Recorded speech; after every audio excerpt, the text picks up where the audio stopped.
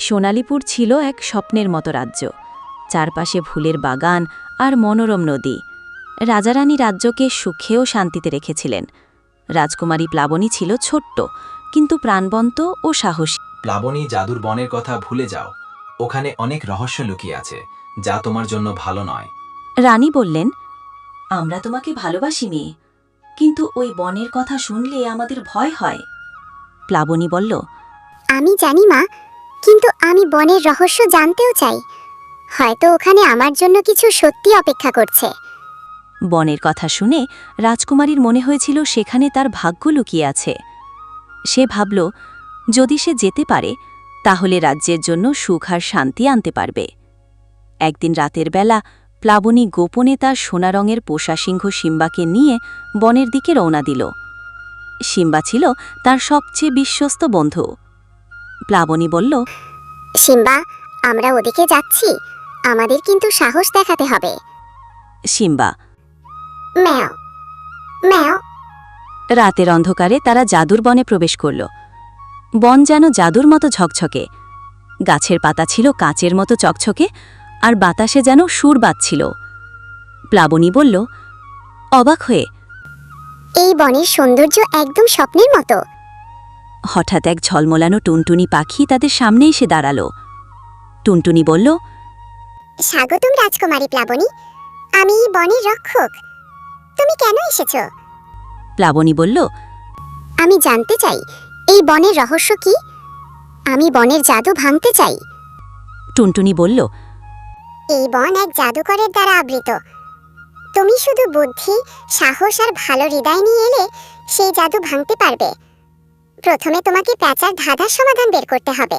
বনে আরও এগিয়ে প্লাবনী পেল এক প্যাঁচা, যার চোখে ছিল চমৎকার বুদ্ধি। প্যাঁচা বলল, তুমি আমার ধাঁধা না বুঝলে আর কিচ্ছুতেই বনে যেতে পারবে না। শোনো, 4 পায়ে আমি চলি, 2 পায়ে আমি হেঁটে যাই। আমি কে? প্লাবনী চিন্তা করে বলল, এটা তো মানুষের জীবন। বাচ্চা 4 পায়ে চলে, বড় মানুষ 2 পায়ে, আর বৃদ্ধ ছড়া দিয়ে হাঁটে। প্যাঁচা বলল, তুমি ঠিক বলেছ। তোমার বুদ্ধি দেখে আমি খুশি হলাম। এখন প্লাবনীকে বনের গভীরে যেতে হলে এক ভয়ঙ্কর ডাইনির সামনে যেতে হবে। ডাইনি বলল, আমার রাস্তায় বাধা দিতে এসেছো তুমি? তোমার সাহস কত? প্লাবনী বলল, আমি ভয় পাই না। আমার বিশ্বাস, আমার হৃদয় ও বুদ্ধি আমাকে রক্ষা করবে। ডাইনি বলল, তাহলে বলো, সবচেয়ে মূল্যবান জিনিস কি, যা কখনো দেখা যায় না, ছোঁয়া যায় না, কিন্তু সেটা পৃথিবীর সবচেয়ে শক্তিশালী জিনিস? প্লাবনী বলল, ভালোবাসা আর বিশ্বাস। ডাইনি বলল, সঠিক। তোমার সাহসের জন্য তুমি যেতে পারো।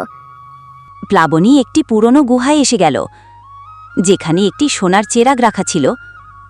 টুনটুনি বলল, এই চেরাগটা ধরো, এর মধ্যে আছে জাদুর চাবি। প্লাবনী বলল, আমি এই চাবি দিয়ে বনের জাদু ভাঙব। প্লাবনী চাবি দিয়ে জাদুর মন্ত্র ভাঙতে লাগল। প্লাবনী বলল, এই বনের জাদু ভেঙে পড়ুক আর সোনালীপুরে শান্তি ফিরে আসুক। ম্যাও ম্যাও। টুনটুনি বলল, তুমি সত্যিই বড় সাহসী রাজকুমারী। রাজ্যে ফিরে এসে প্লাবনী সবকিছু বর্ণনা করল। আমার প্রিয় কন্যা, তুমি আমাদের জন্য এক মহান উপহার এনেছ। রানী বললেন, তোমার সাহস আর ভালোবাসা আমাদের রাজ্যকে আবার সুখী করল। সোনালীপুরের সবাই খুশি হল, কারণ তারা বুঝল সত্যিকারের শক্তি আসে ভালোবাসা, বিশ্বাস ও সাহস থেকে।